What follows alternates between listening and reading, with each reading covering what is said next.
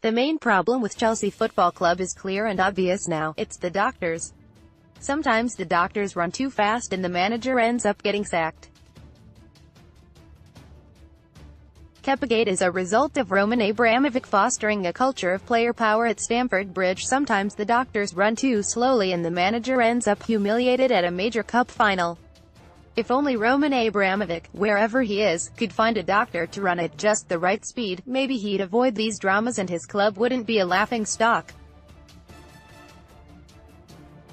Jose Mourinho's second coming was cut short after Dr. Eva Carneiro ran onto the pitch too quickly to treat Eden Hazard in the first match of Chelsea's 2015-16 title defense. Mourinho had a meltdown, players down tools and plunged to within a point of the relegation zone. The special one was toast by Christmas.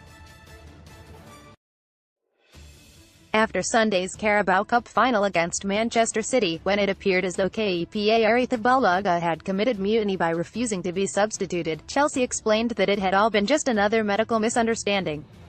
This time, Dr. Paco Biosca decided Chelsea's keeper didn't have cramp, only not to inform Maurizio Sarri until the end of extra time rather than during that excruciating 3-minute Mexican standoff between player and manager.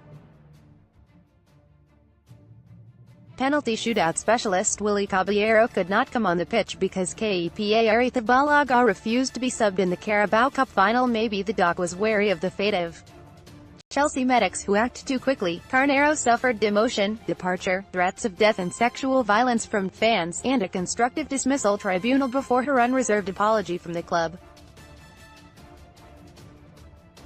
Or maybe the story was a sham concocted in a desperate attempt to save the manager's skin. Or, more likely, the reputation of Kepagate, a £71.6 million asset. The point here is that Kepagate was not the random act of one footballer gone rogue. And neither was it a bizarre mishap which could have happened to any football club in the heat of a chaotic, high-pressure moment. It was a specific product of the long-term culture of Abramovich's Chelsea, one of player power, undermining of managers, knee-jerk sackings and, since the owner virtually disappeared off the face of the earth in a visa dispute, a leadership vacuum. This is what happens when you offer managers no support.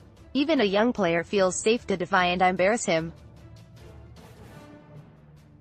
Jose Mourinho was sacked at Stamford Bridge not long after his feud with club Dr. Eva Carneiro. It was difficult not to feel sorry for Sarri after Sunday's penalty shootout defeat. An eccentric, almost pitiful figure, obsessed with chalkboards and Marlboro lights, Sarri had actually been having a good day until Kepagate refused to be replaced by penalty-saving specialist Willy Caballero before the shootout.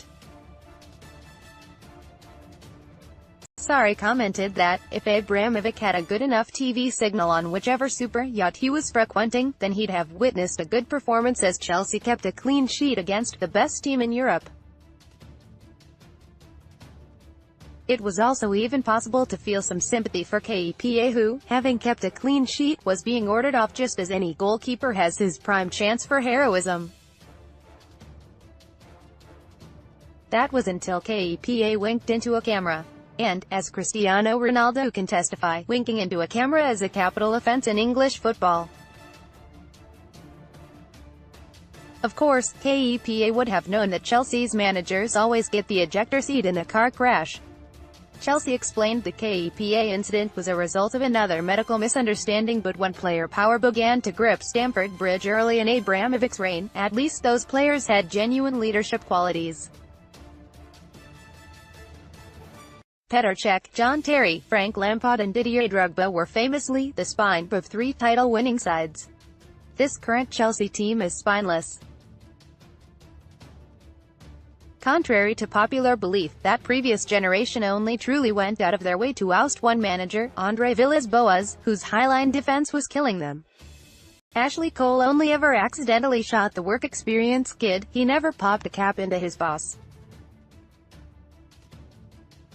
And Chelsea went on to win the Champions League 2.5 months after AVB rode off into the sunset on his Harley-Davidson, so maybe the players knew something. Also, Villas-Boas was quietly, almost diplomatically, knifed in the back. Chelsea players intentionally ousted Andre Villas-Boas in 2012 and won the Champions League under Roberto Di Matteo a few months later. This lot did their manager in cold blood before a watching world, by refusing to tell Kepa to follow Sarri's orders, stripping the manager of all authority. Abramovich has allowed this culture to ferment, as when he refused to back a title-winning manager Antonio Conte over the trouble-making Diego Costa. After Eden Hazard's likely summer departure, there will be precious little genuine world-class talent left at Chelsea, following years of poor recruiting and cut-price selling of gems. Some hope that a FIFA transfer ban will lead to the overdue promotion of homegrown youngsters. Some hope. Sarri, the footballing philosopher who was supposed to break Chelsea's vicious circle of hire and fire, seems to mistrust kids like Callum Hudson-Odoi. And, in the expected event he is sacked, the next bloke is hardly likely to believe he'll receive the necessary patience to go down the youth route. Abramovich showed Antonio Conte little support in his clash with Diego Costa. Right now, it seems the sale of the club is the only way out of this mess, if any potential buyer can get hold of Abramovich. Chelsea's keen interest in Zinedine Zidane still seems like wishful thinking on their part. More likely is the